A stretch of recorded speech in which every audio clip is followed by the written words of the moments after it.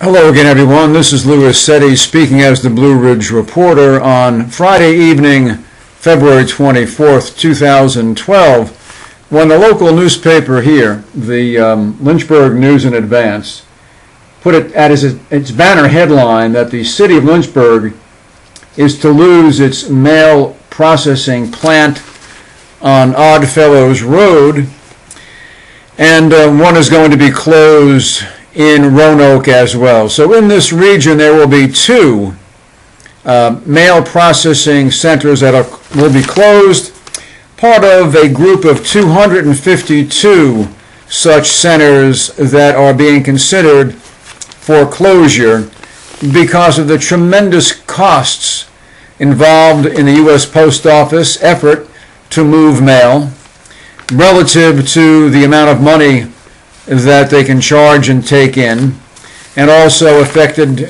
surely by the advent of the internet and a lot of correspondence moving electronically as opposed to moving by what's called now snail mail. But there's more to this story than that. Going back some 40 years ago, during the administration of President Richard Milhous Nixon, the president discussed the possibility of privatizing the post office. Of course, that never happened.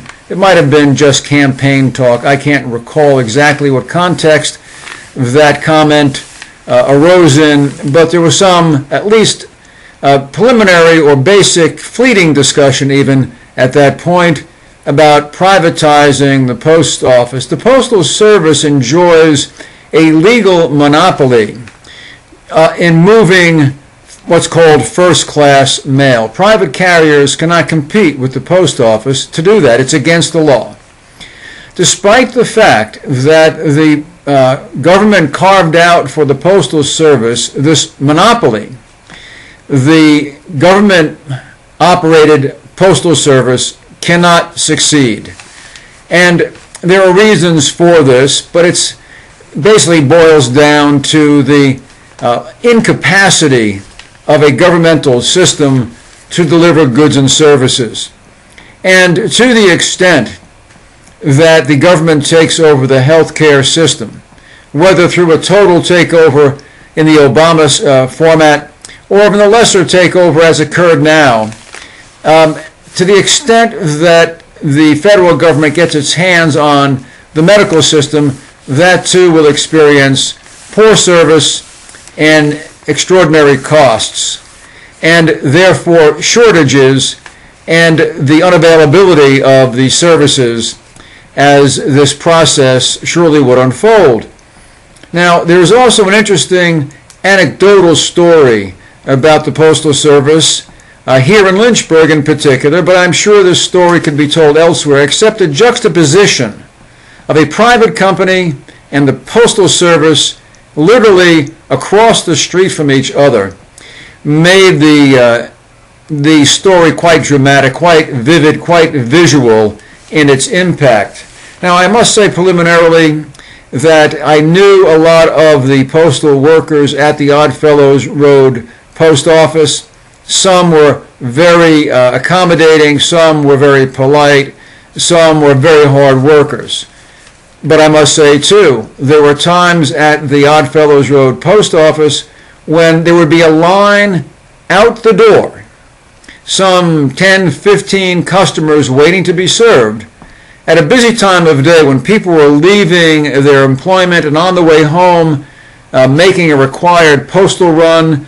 That would be sometime in the neighborhood of 4:30 in that time frame, maybe a little bit earlier, but toward the end of the day.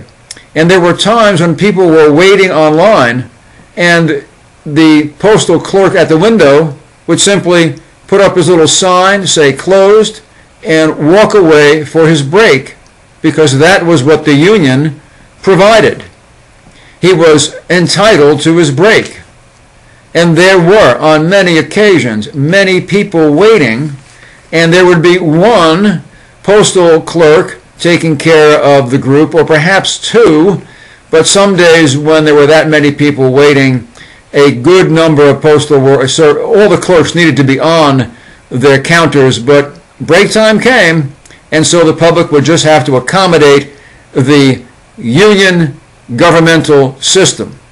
Directly across the street, there was a FedEx center where people could take their FedEx deliveries for routing, and also it was a distribution center. Large trucks came in and out moving FedEx packages in bulk. So they had both the retail end and the bulk service end.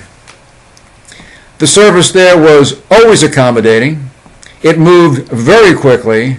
Very few people had to wait. No clerk walked away leaving a long line of people there. It was a private company. It had to work to win the loyalty of customers, to win market share, and that was really all the difference in the world. It wasn't unionized, at least not in the sense that the post office was, and I don't think FedEx is unionized at all. During the difficult times of 4 or 5 years ago, when FedEx, like many companies, had serious problems, the chief executive officer, the CEO, took a very dramatic wage cut to demonstrate his sense of association with the rank and file. And the rank and file wasn't all tied up in union restrictions, so shifts could be moderated so that instead of laying off people, they would reduce hours across the board, as I recall the situation, and though hours were reduced, people were still working. That's the difference between a private company and the United States Post Office. The post office should be abolished. Surely FedEx and other similar carriers have demonstrated they can deliver literally around the world and should be allowed to also move first-class mail. What would happen, you say, to all those United States postal workers? They could work for companies like like FedEx or other similar companies. So, in any event, it's a dramatic story. Again, the juxtaposition of a private company and a government-run unionized operation directly across the street from each other. It was like walking from free enterprise into the former Soviet Union. When you went to the post office across the street from FedEx, everything moved slower, everything moved by the rules. Again, it was like taking a trip back in time to a Soviet-style system. I'm sorry the postal office will close in Lynchburg and Roanoke to the extent that there were good people who work there, but hopefully they can find employment with private companies, and the private companies will succeed and therefore provide long-term employment, as a matter of fact, and demonstrated by this episode, longer than the monopoly unionized operation could do so. This is Lou Assetti speaking as the Blue Ridge Report.